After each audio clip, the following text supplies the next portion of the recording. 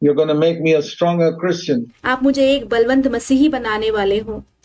at the end of this gymnasium training that you're giving me. ये जो व्यायाम शाला का जो प्रशिक्षण आप मुझे दे रहे हो, इसके अंत में At this time, I thank you with all my heart. ये समय मैं अपने पूरी हृदय से आपको धन्यवाद देता हूँ। I want you to turn also to Luke chapter 24. मैं चाहता हूँ कि आप मेरे साथ लूका उसके 24वें अध्याय में चलें। How were the first disciples filled with the Holy Spirit? पहले के जो शिष्य थे वो पवित्र आत्मा से कैसे भर गए? You know, Jesus told them in Luke 24, आप जानते हैं प्रभु यीशु ने उनसे कहा लूका उसका 24वां अध्याय में, just before he went up to heaven. स्वर्ग में जाने से कुछ क्षण पहले ही, Luke 24:49. लूका 24 उसका 49 वचन, He had ascended, risen from the dead, वो मृतकों में से जी उठा and he was standing on the Mount of Olives. और वो जैतून के पहाड़ पर खड़ा था। And Luke 24:49, he told his disciples, लूका 24 उसके 49 वचन में उसने अपने शिष्यों से कहा, I'm going to send the promise of my Father, that मैं अपने पिता की प्रतिज्ञा को तुम्हारे पास भेजने वाला हूँ, is the Holy Spirit, जो कि पवित्र आत्मा है, upon you. तुम्हारे ऊपर उतारूंगा। You must stay in the city until you get that power from on high. तब तक तुम इसी नगर में ठहरे रहो जब तक स्वर्ग से सामत ना पाओ। They had to wait another days before the day of Pentecost. पेंतेकोस्त के दिन के पहले उन्हें कई दिनों तक इंतजार करना पड़ा। And he led them out, verse 50, to Bethany and lifted up his hands and blessed them. और 50वें वचन में तब वह उन्हें बतनिया तक बाहर ले गया और अपने हाथ उठाकर उन्हें आशीष दी। And as he was blessing them, Jesus was carried up into heaven. और जैसे ही उन्हें आशीष देते हुए वह उनसे अलग हो गया और स्वर्ग में उठा लिया गया।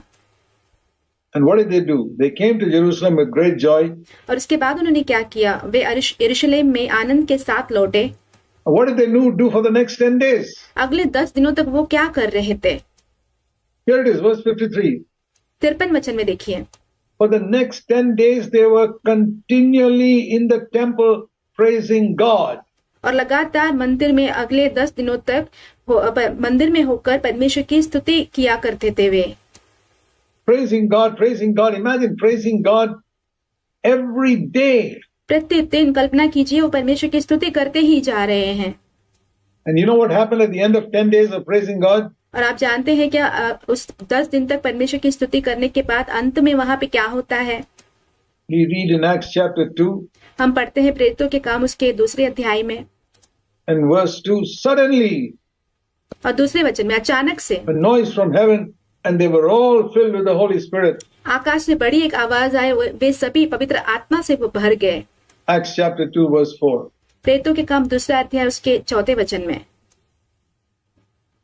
But it doesn't tell us in Acts chapter 1 and 2 what they were doing in those 10 days before they were filled with the Spirit. पर प्रेरितों के काम पहले और 2 अध्याय में हमसे ये नहीं कहा जाता कि पवित्र आत्मा से भरने से पहले वे वहां पे क्या कर रहे थे वो 10 दिनों तक।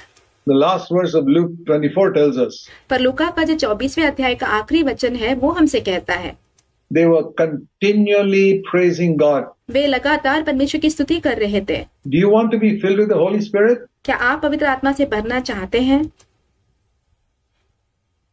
Ask God to fill you with the Holy Spirit आप परमेश्वर से मांगिए कि वो आपको पवित्र आत्मा से भरे and believe that He will do it और विश्वास कीजिए कि वो वैसा ही करेंगे and keep on praising and thanking God. और परमेश्वर की स्तुति और धन्यवाद लगातार करते जाइए। Have that spirit of thankfulness. God will fill you with the Holy Spirit. वो जो धन्यवाद देने की आत्मा जो है वो अपने अंदर लाइए तो परमेश्वर आपको पवित्र आत्मा से भर देंगे। That's how He did it the first time. ऐसे ही उन्होंने पहली बार भी किया था। They were, remember that verse, उस वचन को याद कीजिए, the last verse of Luke 24. लूका 24वें अध्याय का आखिरी वचन।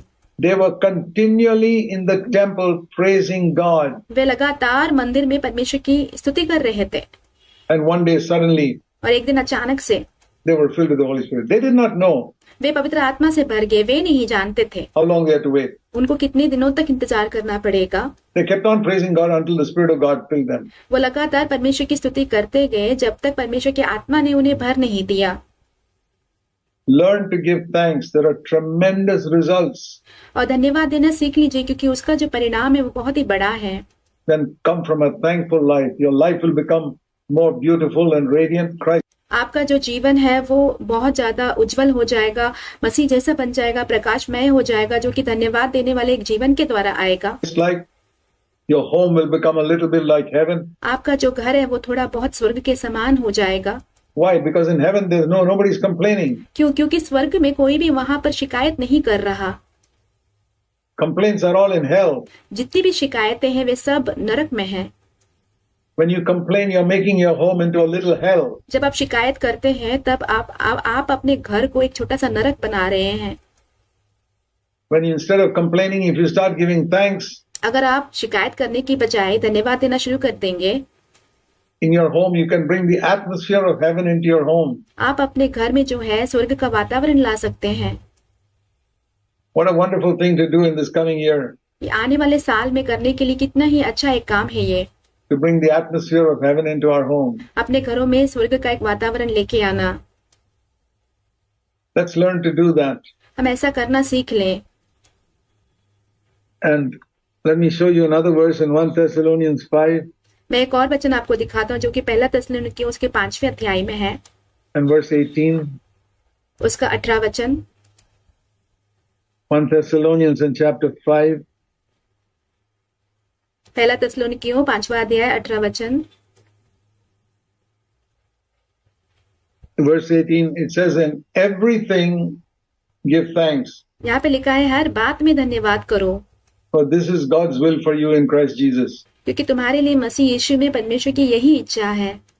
Now there are 101 areas where I don't know God's will. अब 101 क्षेत्र ऐसे हैं जहाँ पे मुझे परमेश्वर की इच्छा नहीं पता है। Those are thinking of getting married, जो लोग विवाह के बारे में सोच रहे हैं, young people. You जवान लोग, don't know who is the right person. You आप नहीं जानते हैं कि आपके लिए सही व्यक्ति कौन है। don't know God's will. आप परमेश्वर की इच्छा को नहीं जानते हैं। You're looking for a job. There are so many jobs you're trying to applying for. You don't know God's will. आप एक नौकरी की तलाश में हो, बहुत सारी नौकरियां उपलब्ध है, उसके लिए आप अप्लाई कर रहे हो, बट आप परमेश्वर की इच्छा को इस विषय में नहीं जानते हैं। But I'll tell you one area where you do know God's will. पर मैं आपको एक ऐसा क्षेत्र बताता हूँ जहाँ पे आप परमेश्वर की इच्छा को जानते हैं। At least one area you know God's will. Here कम से कम एक क्षेत्र ऐसा है जहाँ पे आप परमेश्वर की इच्छा को जानते हैं, it is. वो यहाँ पे है। In everything give thanks, for this is God's will.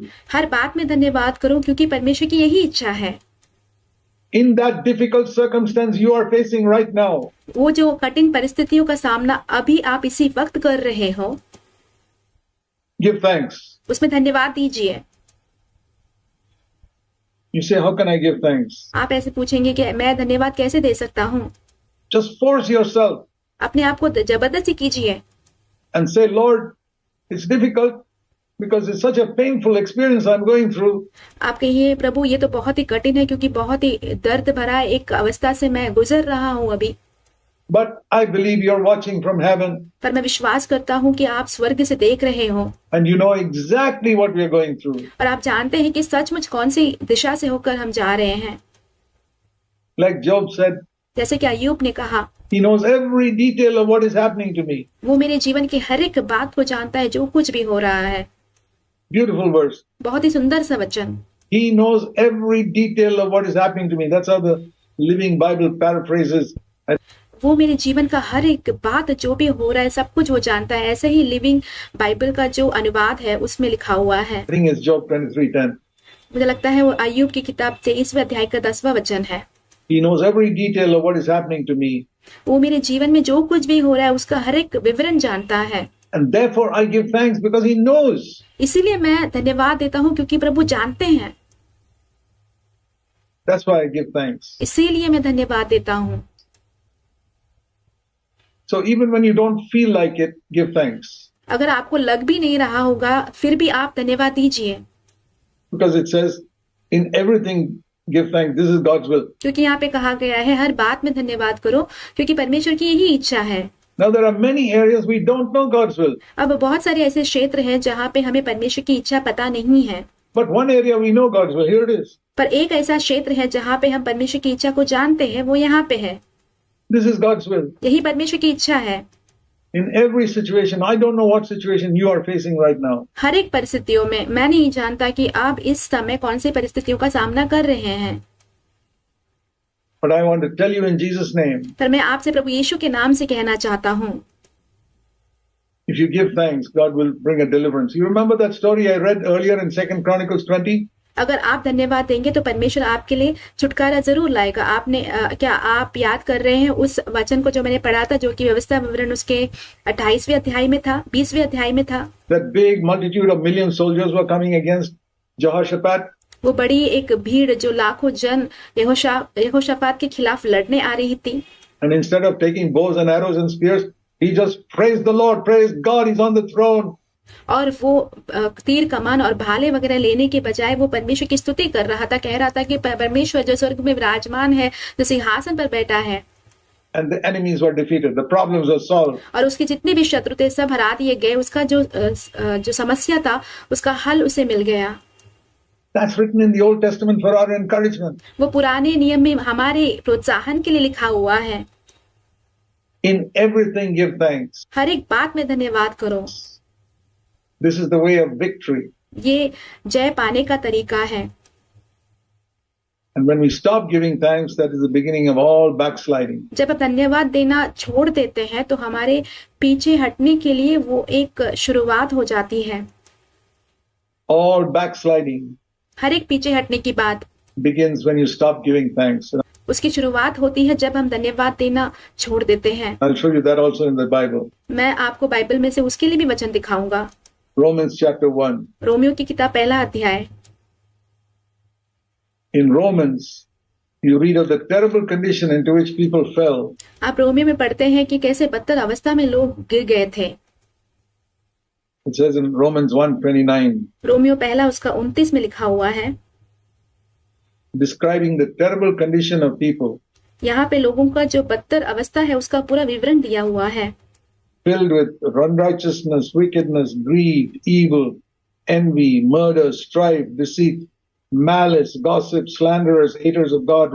Romans 1:30, insolent, arrogant, boastful, inventors of evil, disobedient of parents, without understanding, untrustworthy, unloving, unmerciful, and a whole lot of things.